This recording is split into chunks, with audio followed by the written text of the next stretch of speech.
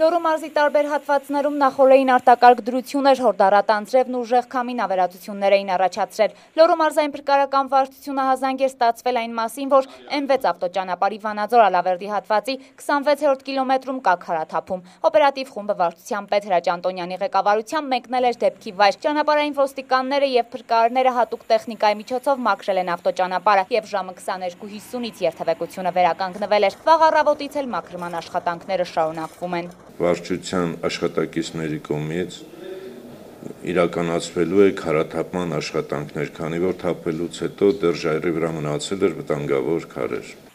Մեկ այլ դեպք էլ գրանցվեց Վահագնաձոր գյուղի մոտ սելավաջրերը խցանում էին առաջացրել, որի հետևանքով փլուզվել էր Վանաձոր-Ալավերդի ավտոճանապարհի 17-րդ կիլոմետրի հատվածը։ Սա երկրորդ դեպքն է նախորդ 3 ամիսների ընթացքում։ Ճանապարհը 1 ամիս առաջ էր վերանորոգվել։ Այսօր նորից փլուզված է։ Վանաձոր-Ալավերդի ճանապարհի 17 կիլոմետրում Վահագնի խաչմերուկում ճանապարհի տակը ողողվել է հորդառատ անձրևից, զանգվածը սահել է եւ երթևեկությունը դարձել վտանգավոր։ Կազմակերպվել է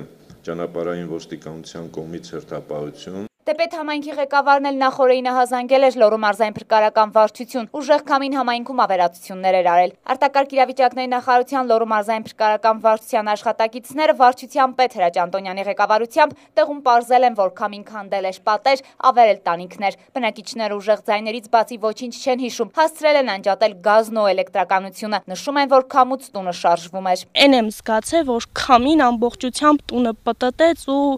էլ ուրիշ բան չեմ հիշում։ Ամբողջ եղելությունս աչքիս առաջ է, չեմ կարողանում բացատրել ինչ տեղի ունեցավ։ Դրանից հետո ամբողջ այդ տունը սկսեց անձրևի մեջ լցվել, ամբողջ տունը ջրի մեջ է, ոչ մի բան, ոչ մի գույք չկա, լրիվ ջրի մեջ է, ոչ մի բանը ապրելու ենթակա չի մեր տունեստրությամբ, ընդհանրապես։ Անվտանգության համար լուսն ու գազը անջատեցին, գազը քանի որ տուրբաները վթարվել էր, դրա համար անջատեցին։ Այսպիսով Վանաձոր-Ալավերդի ավտոճանապարհի 17-րդ կիլոմետրը Վահագնի գյուղի մոտ միակողմանի երթևեկելի է, իսկ նույն ճանապարհի 26-րդ կիլոմետրը ամբողջությամբ։ Ինչ վերաբերում է դեպետ գյուղի վնասի չափերին ճշտելու համար կազմվել է հանձնաժողով մարզպետարան ներկայացնելու նպատակով։ Անահիտ Կարապետյան, Նարեկ Գևորգյան, Համլետ Պապանյան, Մոլորակ, Ալավերդի։